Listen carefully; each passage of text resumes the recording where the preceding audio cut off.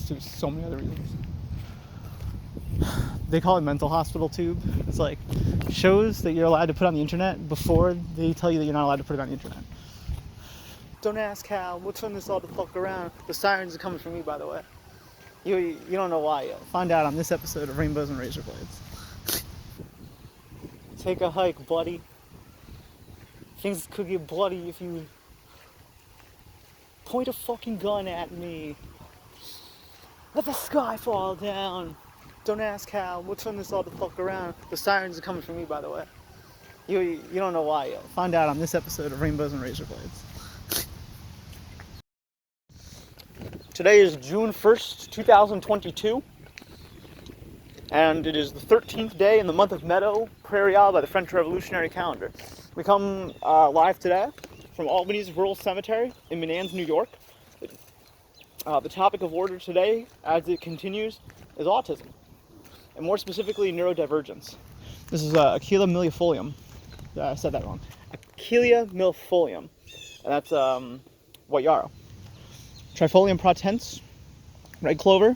Trifolium repens, the white clover. Buttercup. Buttercup. I won't, I'll spare you. So, there's a couple of things with neurodivergence that people have not yet learned because the information just hasn't been out there very long.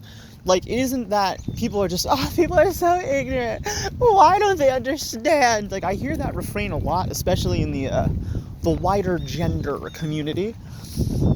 And it's like, yeah, I wish there was more acceptance and people that would learn about it, but any more than I learn about, some rare disorder like Parkinson's or dementia, I don't know shit about that, or cancer, or any of the common things that people get as they age. I don't necessarily care either. So the onus to care really comes to the individual at any given point in their lives. So I can't fault people. This is a really nice patch. I can't fault people, right, for not knowing about autism or divergent traits. However, and this is a big however, there are certain people, certain folks that absolutely need to be educated, because when new information does become available, it's important that those people who directly influence and affect those persons who would otherwise be affected by those people not having had the new information, it's important that those people do. For example, we know now that corporal punishment does not really work on children. We also know that autism is not a behavioral problem. It's not a behavioral issue. It's not a personality disorder. It's not even classified similarly. Like,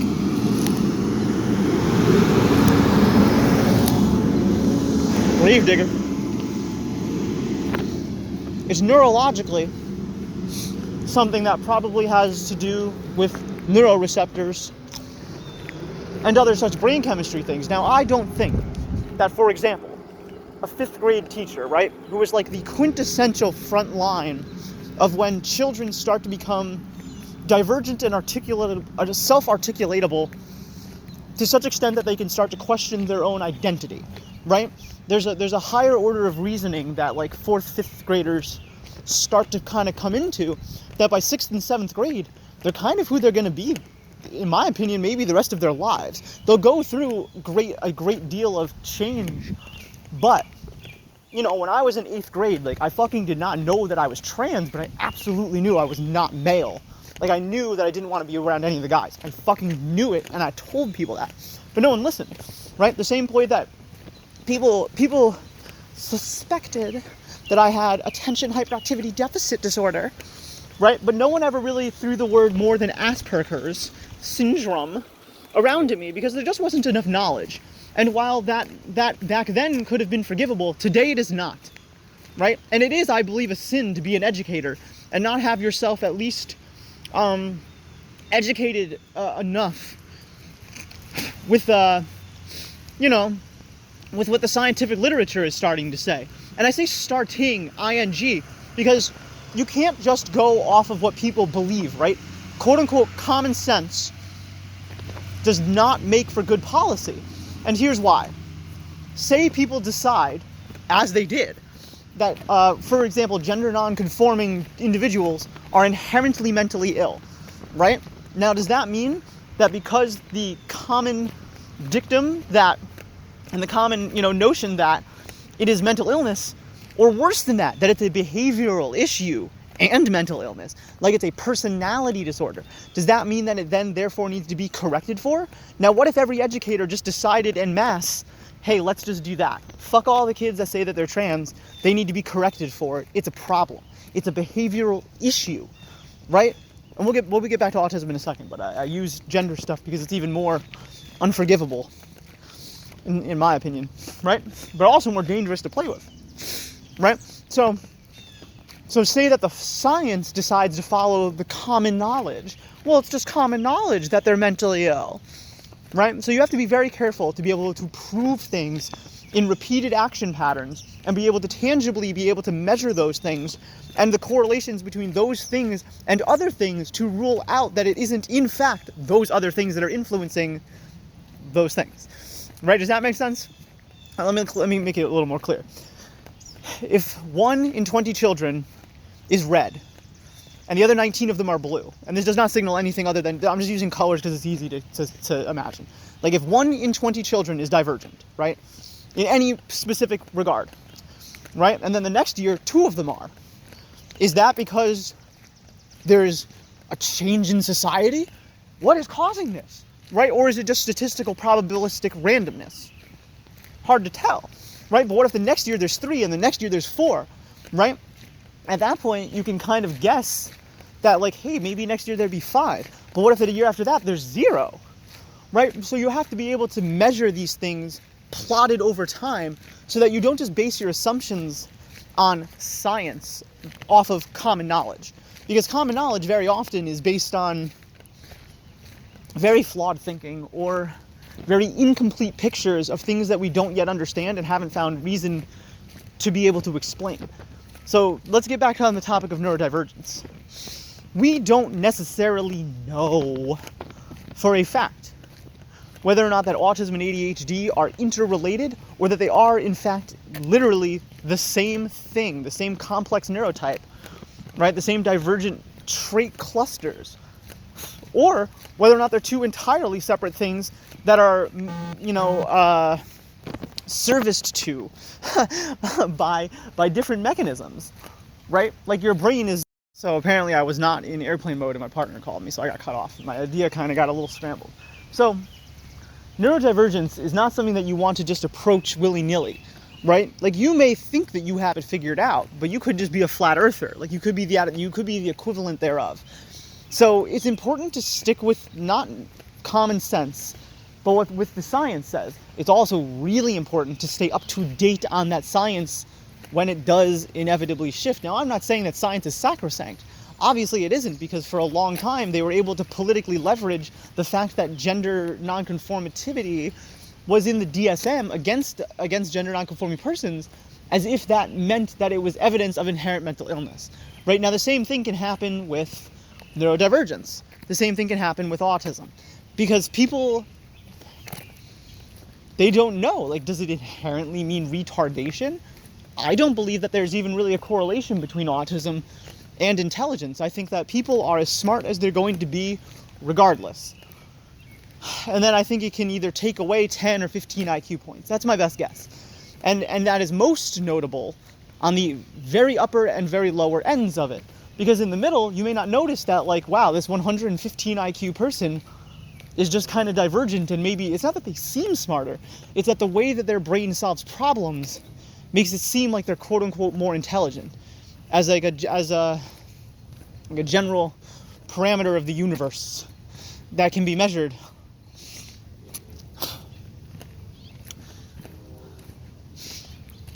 Even if I sprinted, I wouldn't be able to see the train, but I hear it and I want to see it. It's so frustrating. So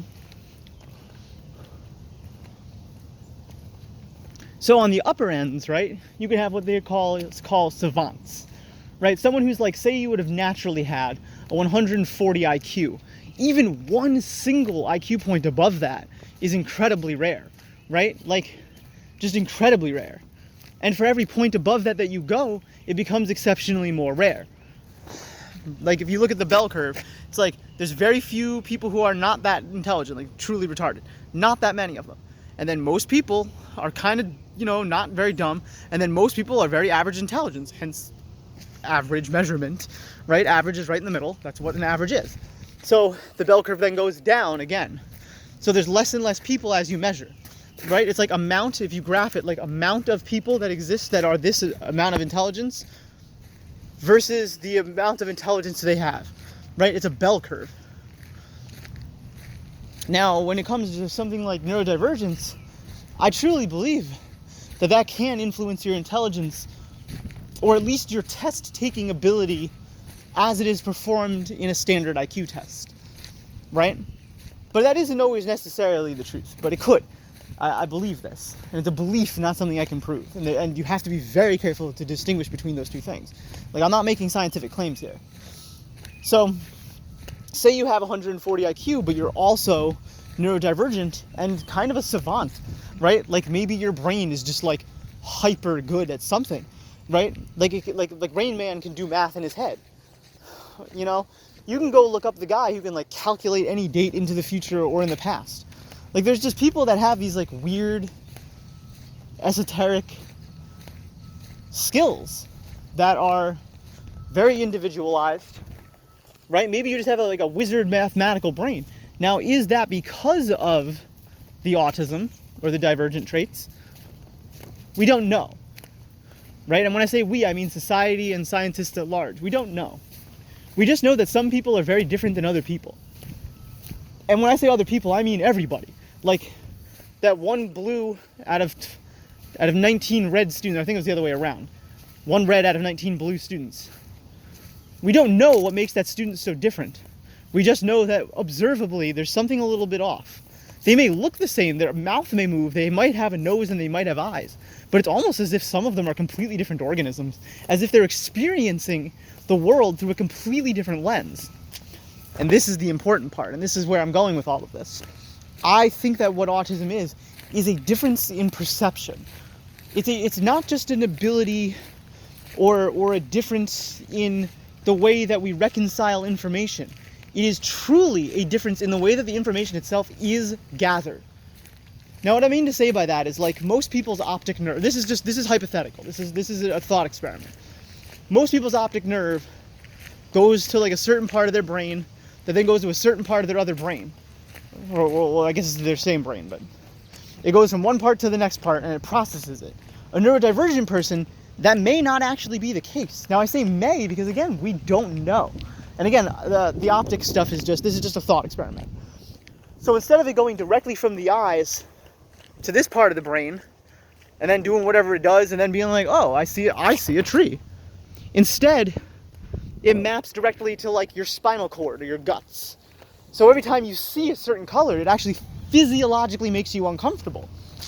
Right? Now that is actually something that people with autism struggle with, is the ability to reconcile complex patterns and colors when they're in certain orders around each other.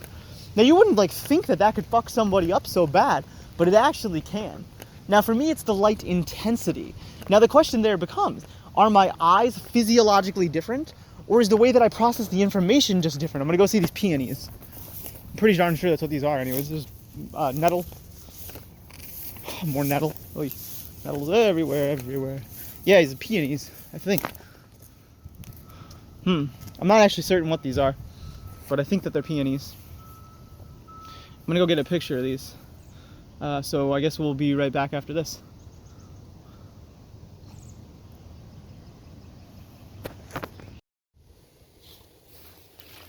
Jeez, man. The things I do for shots, man. These are so nice. I wonder what these are. I think they are peonies. That's my best guess, though. It's not a confirmation. And then over here we have multifloral rose. Aw. It's cute when it blooms. I'm trying to get a good picture of it for my field guide. Just as another thought, this is not super on topic. Well, I guess it is. But moving on to a new topic of the subset of topics that are umbrellaed under autism and neurodivergence. Pain. The way that people process pain is not universal. We all have, it seems, the same biomechanical and like electrical and like neuro whatever the fuck. Like we all seem to have that be the same.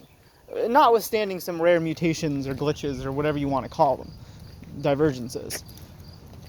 But the way that we process that pain, like I know quite a few kinky bitches who are really into just getting like really fucking hurt. And I mean like really, really into getting hurt. They love it. They love the adrenaline. They love the torture of it. And most people would think that they're fucking crazy, right? Mostly because they're judgy and not acquainted with, you know, what neurodivergence can look like. Hope, trust, pray. Those are good words. So I wonder how much of that is autism spectrum, right? Like, now I'm not trying to suggest that kinky people are autistic. That's not what I mean to suggest. I mean to suggest that of the kinky people that are really into pain that I know, like a good number of them are neurodivergent, whether that's ADHD, which seems to be kind of the majority of the ones who I know who are way into it. You know, and that's what's interesting. It's like it's such an overrepresentation of archetype that it makes me wonder if that it is actually tangibly and observably and measurably something different. Like, if you're into pain, does that make you autistic? No. If you're autistic, does that make you into pain? No. But if you are already autistic or neurodivergent in some variety, and you are also really into pain, is that because of the divergence? Is it because of the way that you process information? I don't know. This is my favorite flower in the world, and I'm so fucking blessed to see it here today. This is orange hawkweed. I was not expecting to see this. I didn't really actually give it much thought. Actually, I'm gonna flip my camera around. This is a real blessing. This is actually my favorite flower, like, in the world, besides white yarrow. And I actually like the colors of these better than I like white yarrow. I like white yarrow for many reasons, but orange hawkweed is really one of my favorite flowers. And it's just so pretty. Like, just look at this. Like, look at this. Look how much it pops. Like, just like, wow, dude. I like how hairy it is, too. And these ones are still budding. So you see how many little teeny little buds there are? So this is still an early bloom. And I have a really deep appreciation for this flower. So thanks for looking at it with me. I think it's probably going to get mowed, so I'm really blessed to have seen it today while it's blooming. I'm going to run a bit of a thought experiment here, and you'll have to just take my trust. You'll have to just trust me. I'm going to find a four-leaf clover, and I'm going to find one quicker than you'd probably think. And I'm going to prove to you that I actually am neurodivergent. This is something that I've also practiced, and I can't tell you how much of my autism affects it versus how much of it is just learned behavior or practice. But I will find one, and I will find one from up here. And I will do so simply by using my eyes and pattern recognition, because I am incredibly quick. Oh, here's one. Okay, this is crazy, actually. It's way over here, but this was impossible to miss. I mean, look at this one. This is Trifolium repens, the other one. This is Trifolium pratense, the red clover. This is crazy.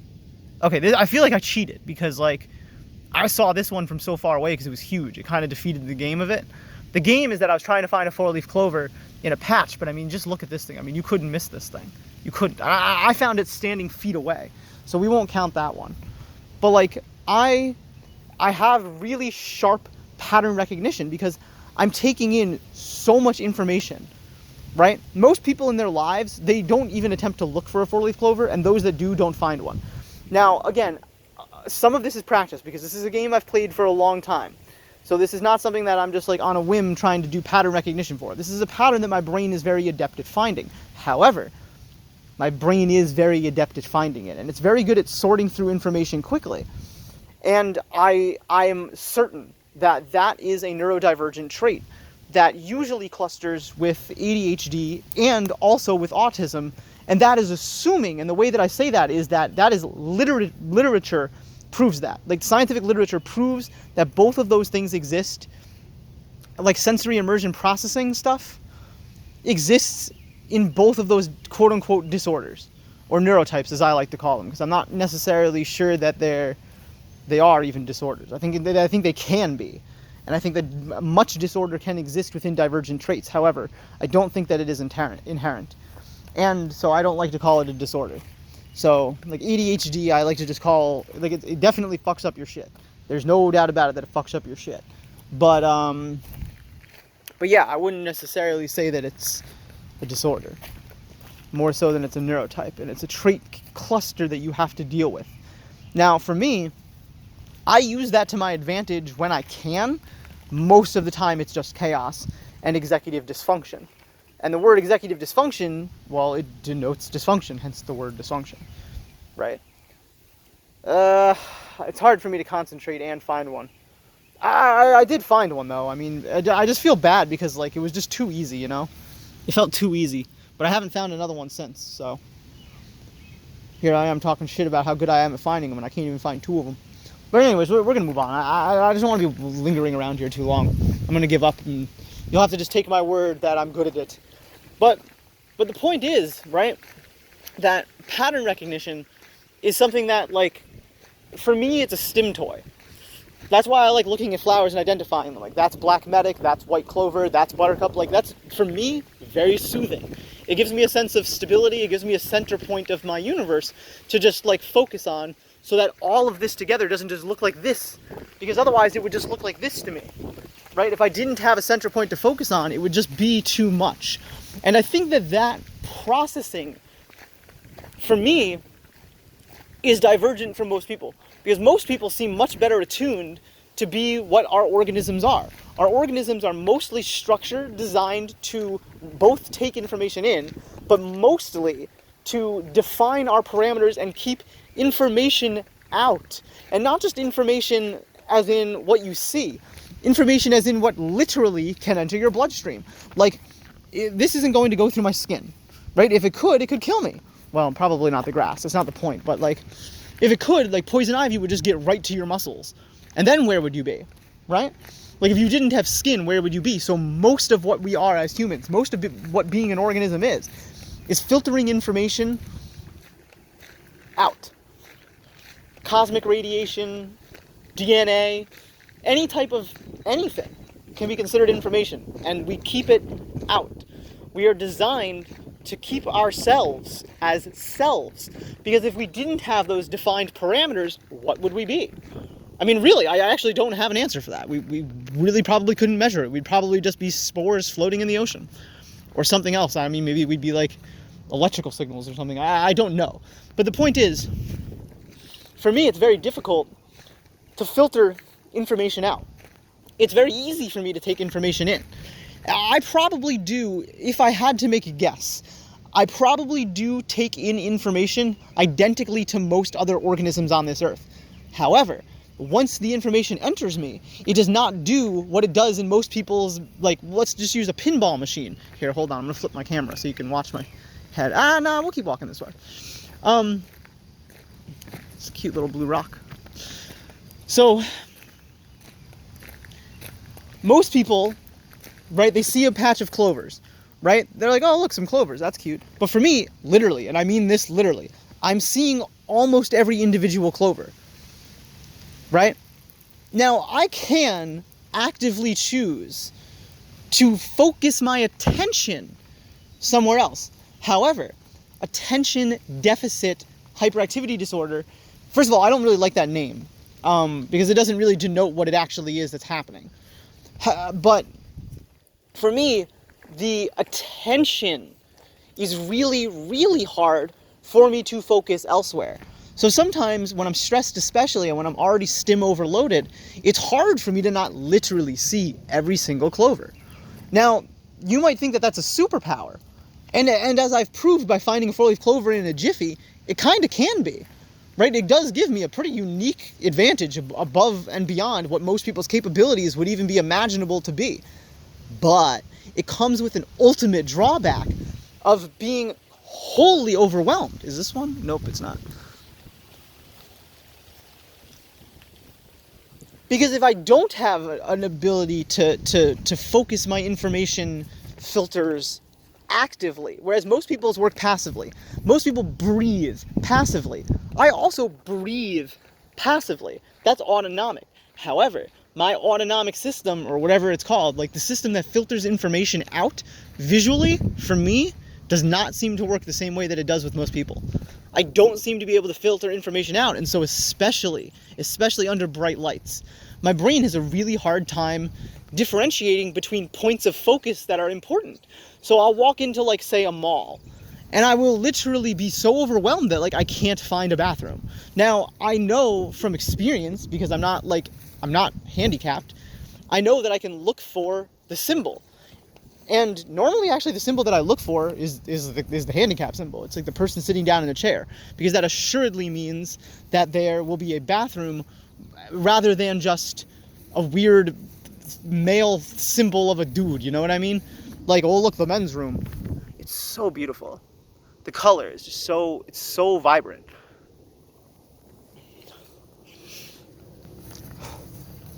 So yeah, so that's kind of just some of my thoughts about information processing disorders, because certainly that is the story of my life, and part of why I focus so much on flowers is because I need something to keep me focused on, or I need something to click when I see it so that everything doesn't just blur together like this, right? I need to be able to tell, mostly for me personally, why. More so than how or who or any of that. I need to know why things are happening. Now, I understand that sometimes that's not possible.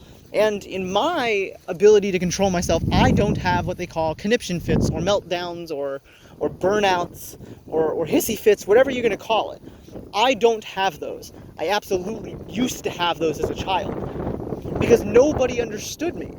And rather than being understood and trying to understand me, they tried to force me, and this is where I'm going with this episode. They tried to force me to become something that I'm not and am not capable of being, rather than foster the gifts that I have and actually give me an environment in which maybe I would have been a superhero, where I can, like, I don't know, use my powers of finding clovers for good instead of comedy, which is worse than evil. Now, I'm not saying, and I actually don't believe that. I'm not saying that every single person with a neurodivergent trait could become like a superhero or a savant.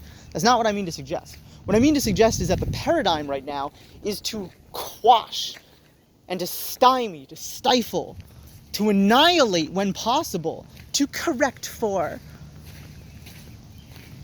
to treat as hindrance anything that is divergent. And it doesn't make any sense. To some extent, destroying. Here we go, here's one. You see what I mean, though? Right, like, this is full speed walking. I just see them. My brain can't filter them out. Here's, oh no, it's not one.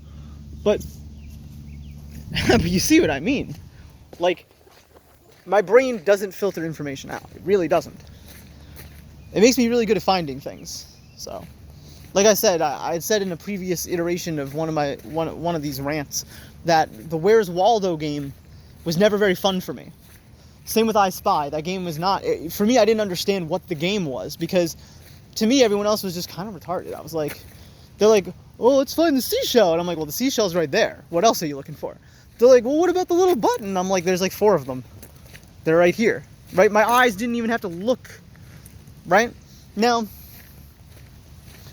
I don't think that had society been much more educated on neurodivergent traits, that, oh wow, an actual wasp, or not a wasp, but bumblebee.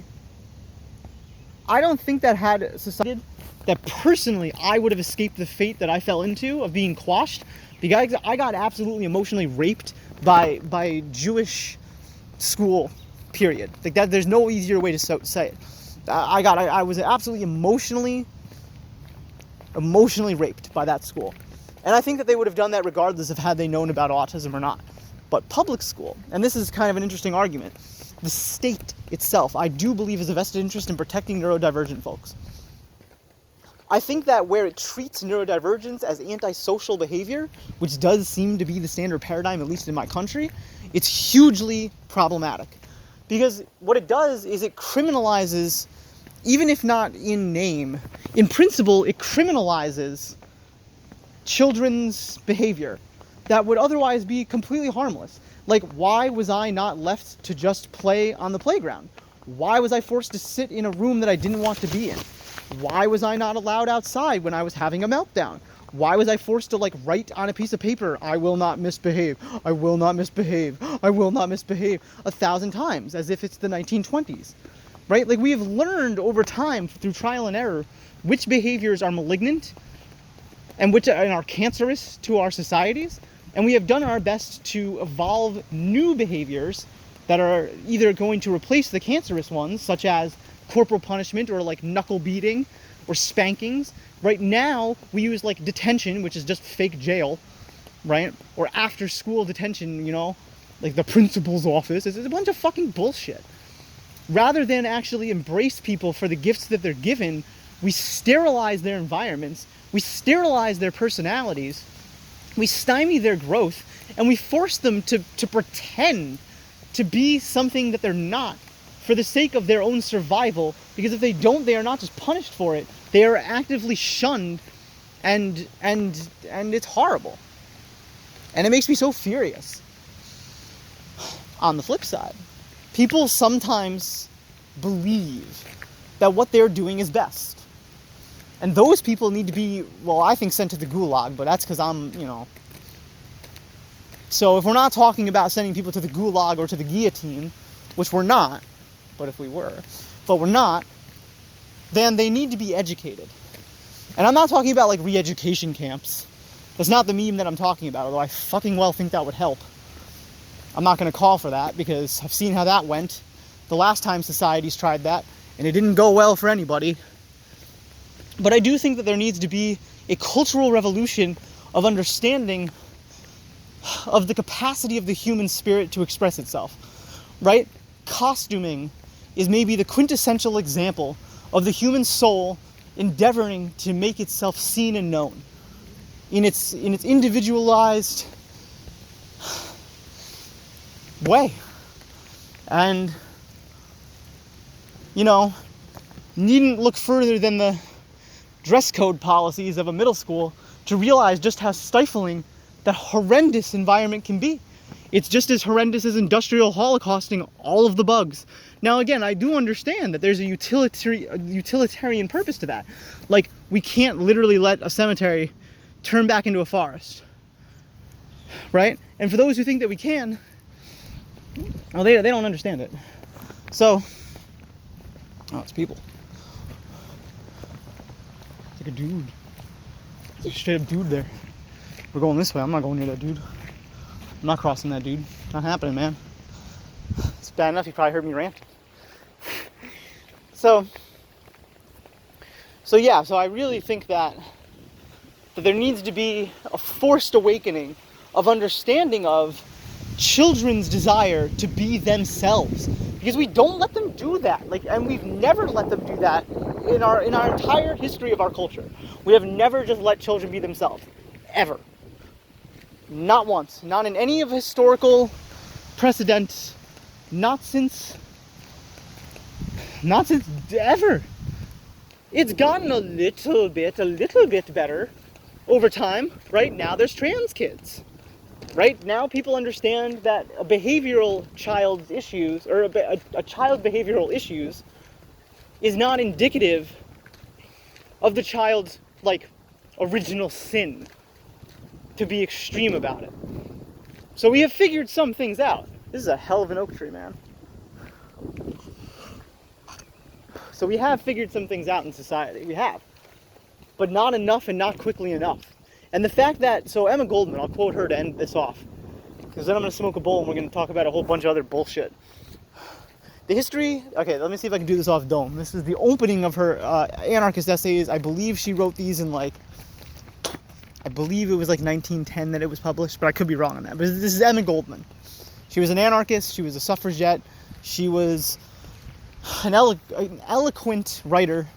I don't really know what else to say about her. Anyways, you should read her anarchist essays. The history of human growth and development is at the same time... Shit, hold on. The history of human growth... What the fuck is it? I can't believe I can't remember this. The history of human growth and development is at the same time the struggle of every new idea heralding the approach of a brighter dawn. In its tenacious hold on society, the old has never hesitated to make use of the cruelest and foulest means to stay the advent of the new in whatever form or period the latter may have asserted itself. Nor need we retrace our steps to the distant past, yada, yada, yada, yada, yada. So to dissect what I was just babbling there, because a lot of it's just memorized, as if it's a prayer, so that I can, like, teach people about this stuff, is that humans are trying to...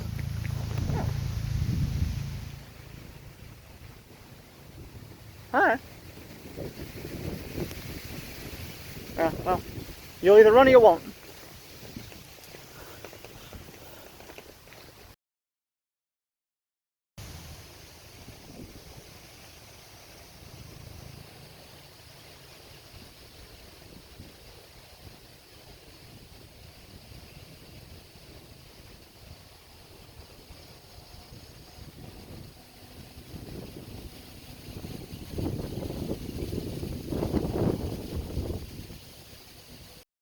Alright guys, let's get down to the razor blades of it.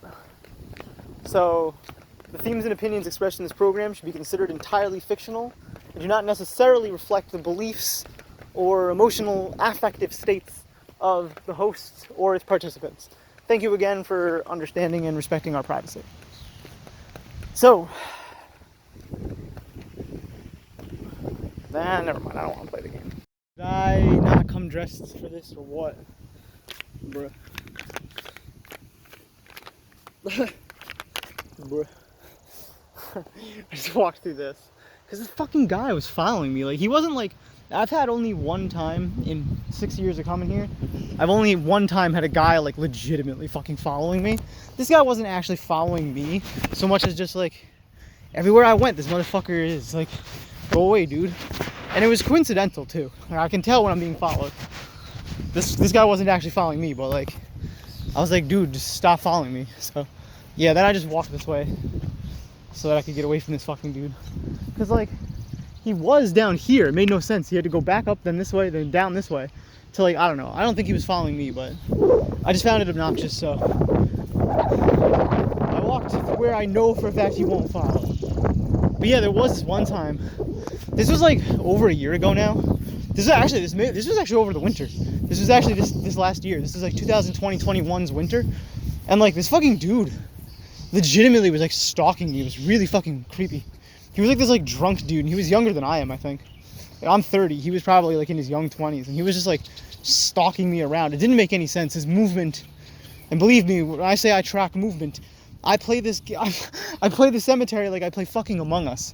I move like the imposter, and I know all the shortcuts, and I know all the rivers, and I know all the choke points. And this dude, his movement was so fucking sus, I wanted to vote him out the spaceship. And he was following me too. He was like right, like I turned around expecting to not see him, and instead, like, cause like I had crossed the river at a weird spot to get away from him, and then I had gone like a 90-degree angle the other way to make sure that he wasn't gonna follow me. And then like I walked for like a little bit, like maybe like 50 yards, and I turned around expecting to like see nobody. Instead, this motherfucker is 10 feet behind me and gaining, and like is making faces at me. And I was like, yo, fuck this. And I mean, like, seriously, like I actually like literally took off my hat and scarf and ran away. I was like, fuck this. And I went right up the hill, and like he just didn't really follow. But like he was like looking at me all fucked up, and I was like, geez, dude. That's the only time I've ever been like actually followed here. Weird fucking guy. There's this other guy who like kind of was following me, but like I was able to ditch him, so it wasn't as creepy. But that was like 3 years ago. But yeah, I don't know, it's kind of just a random story. He's definitely following me because that's him again. And he's actually back in the same spot that he was before when I thought that he was following me. So that means that he had to go back up that way, across this way, down this way to follow me, then back up this way, across this way, and then back down this way. Yeah, it's the same fucking guy. He's definitely following me. Does he have like a dog or something? What the fuck is this guy doing? He's definitely following me. I'm certain of it now. That's not coincidental movement, because it was bizarre the first time. Like it was like he had to have been following me the first time. Oh yeah, he's definitely following me. Bro, he's sitting here taking pictures of me. Fuck this. What is this guy, the fucking police or something? Seriously. I'm not showing him my face, and I'm not giving him anything but my back. Fuck this. I'm not dealing with this fucking guy.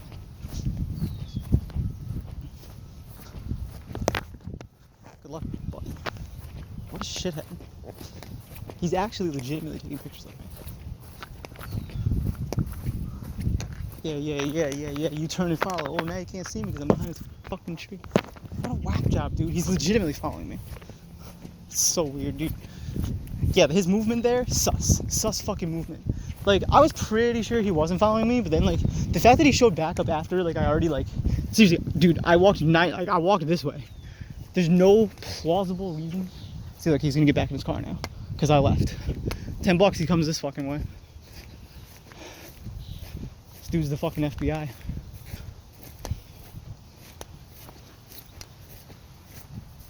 Yeah, get back in your car, follow me, buddy. What a whack job, dude. Seriously, what a fucking whack job, dude. Let's see if he ends up here or over here. If he ends up over here or here, he's following me. But I'm not gonna give him that chance. I'm just gonna disappear. The way he just moved, so let me explain to you how he did it. I'll draw it out. I'll get up here where I'm gonna smoke a bowl and I'll show you what he just did. And I'll show you why it's completely implausible. I would say impossible that he isn't actually following me, specifically me. So, when I first approached, okay, we'll use this. This is the road, and this actually is about the right shape of the road. So he was here, right? He's here. Hold on, let me flip the camera around.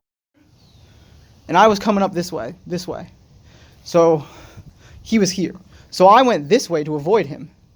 And this is where I was recording, right? So I went all the way here, right? Now remember, he's here. These are roads. So he's here. I've passed him, and then I go to this road, which is parallel to him, right? So then he, instead of going down this way, which is what 90% of people should be doing, this guy comes and goes this way and parks here. Actually, he doesn't park there. He parks here. Mind you, I'm here. He's here. So I'm like, fuck this. So I go back across where there is no road. I go back over to here, right? Now, a normal person would just go this way. But instead, no, he comes back and he ends up here again. And he starts taking pictures of me. So then now I have gone back across and now we're here, right? We're here. And he's still over here for the second time. He's parked where he was originally. And so we'll see if he comes. Is that him? You gotta be fucking kidding me. No, that's not him. That's just the truck. I don't think that truck has anything to do with me at all, actually. That's literally just a truck. But yeah, dude, so like if he appears like over here, I'm literally just about to run. I'm not dealing with this fucking shit today. And it isn't coincidental movement. Like, you guys don't know this place really like I do. Like, the way that he would have had to have driven, it does not make sense. It really does not make sense. Because here's why it doesn't make sense. The way I was walking doesn't make sense. So he's following the way that I'm walking in a car, it makes even less sense. So, yeah, it's just a little bit freaky and I don't like it. And he was taking pictures of me. Like, he got out of the car and like, immediately started like aiming his camera like right at me. I was like, what the fuck, dude? And it was like a big camera too. So I wonder, right, how much of, because they always say, and I say they, I mean like, it's just kind of like a cliche, and this is kind of true based on history, that more men are diagnosed with autism. Now I think that that's for a lot of reasons. I don't think it's necessarily because men are more prone, or males I should say, are more prone to having neurodivergent traits. I don't believe that for a second. I think it's because while males may get psychiatric intervention, females are just chastised for their sexual behaviors, for example. And that's just one example of neurodivergent behavior. But sluttiness and being a whore are both neurodivergent traits that they go undiscussed and untalked about. Same with pleasure-seeking behavior, and also chronic masturbation. Not to say that people that do those things are autistic. That isn't what I mean. It's just that those are neurodivergent traits, or traits and characteristics of people who sometimes have neurodivergent traits. And so there's this artist that I follow, and I won't name names because it's not appropriate to like dox people, but I'll put it to you like this. They figured out how to program their own game. Who figures that out? Who figures out how to make a game and then makes a game about how fucked the system itself is? And there's this Guardian. It's It's the literally, I don't even know how to describe it. It's like this weird fucking tentacle monster with a British accent. And it's like a weird giraffe with like a bunch of weird eyes mixed together with like tentacles, and like it tells you to go back to the classroom. It's like, careful, go back in the classroom or I'll trample you. And I've always just thought that that was the most autistic thing I've ever seen in my whole life. So, yeah. Too much. Too much. Oh man, that was too much. I added keef.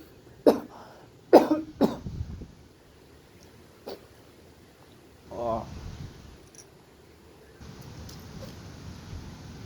Oh, fuck, man.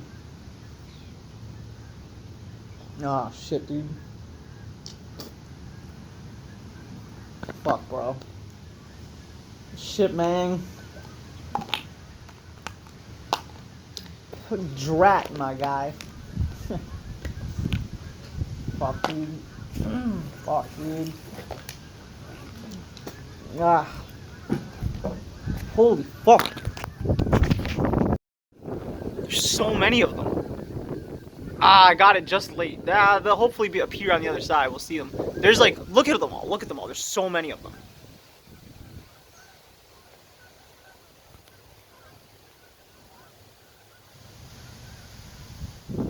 See, look. There's tons of them.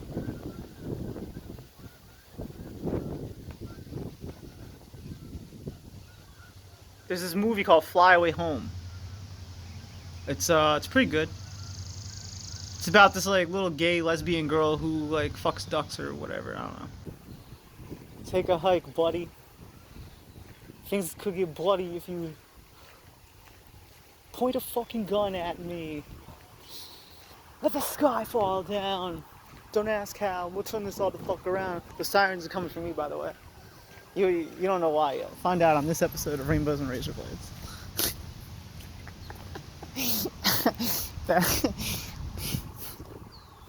So I'd say we have about 8 minutes to talk before they get here. And then when they do, that's when the show starts. Do you hear that? Sounds like gunshots. Yeah, they put those sirens on to scare the criminals, you know. Like, oh fuck, they're coming for us, bro. Travis Larway. I bet you see me coming from far away. I bet you I could hire a drone pilot to skirt the rules, to be a fucking drug addict. They know who actually owns the drones. Like, think about that. Like, you know who they watch? You know who's on a watch list? Drone pilots. Right, you gotta watch what those people are doing. Right? Especially if they're young and like their family comes from like the random suburbs, but these kids were indoctrinated on the internet and they got all these whack job ideas. Drone pilots, man. You know who else? Gun owners. They're on a watch list. People who say anything sus. What's up, NSA Daddy? That was so rude, babe. I'm really sorry I just hung up on you to film this, but like, I'm literally getting eaten alive by mosquitoes and I hope you'll understand. I didn't mean to just like totally disrupt your bubble. So I just wanted to film. Terrifying. I'm completely off the trail. I don't know where the fuck I am. I got lost. Oh, there's the trail. How did I get down here? Alright, we're going up this way. So this time it was a less abrupt hang up, so I'm sorry. So okay, so as an update to the viewers, because I've been talking live because I felt pretty insecure. With just my whole life, but mostly with the fact that this guy was following me. Like, if you remember the last, like, I don't know, 8 minutes of this video, I was saying, like, hey, I'm pretty sure that guy was following me and it didn't make sense. That same guy, twice, not once, twice, he lost on a river check. And so, to me, it's like, okay, so for those of you who have played on Skeld, it's kind of the difference between, like, you know if they're claiming to be in specimen, that they also can't be in cameras. Like, this guy ostensibly had to have, like, let me show you the fucking. So I hung up because I was gonna originally what I was gonna do is I was gonna use both hands to pull myself out the swamp, but I got out with one hand and then I realized that I can film. So we're gonna get ticks. This is today's episode. Rainbows and Razor Blades. Welcome to Mordor. God damn it. Is that Greater Celadon over there? We may just get wet. which I know you want, Daddy. Shout out to the NSA. Shit. Fuck. Shit. Jeez. Oh, no. Oh, man. Listen to that. That is the sound of wet shoes tomorrow. We'll be right back after this. So I feel bad because I always have to interrupt my partner when they are talking if they're not here in real life, because I prioritize the filming, and I've told people that that's how my life's going to be from this point on, and it sucks that I can't continue the call. Maybe someday they'll be away, but so I had to hang up, and I felt kind of guilty. But I mean, just look at this, right? Like, what is this, right? It's definitely not a white clover. It's actually Trifolium pratense, the red clover. And I'll prove it to you. See, you're like, oh, but it's white, Sarah, and it's a clover, Sarah. It's true. But next to it, we have Trifolium repens, the white clover. I'll show you again. This is not white clover. This is actually red clover. This is white clover, as is this, But these are not white clover. Check this out. I'll prove it. This. Oh, I'm so sorry. Dun dun dun dun. Dun dun dun dun. See? Look how beautiful. So this one is an albino expression. I really like that. See? I feel bad. Oh no. See? This one's the white clover. This one's the red clover. This one's the albino expression. I'm not actually sure if that is the word, but that's the only word that I know for it. So anyways, thanks for joining. America.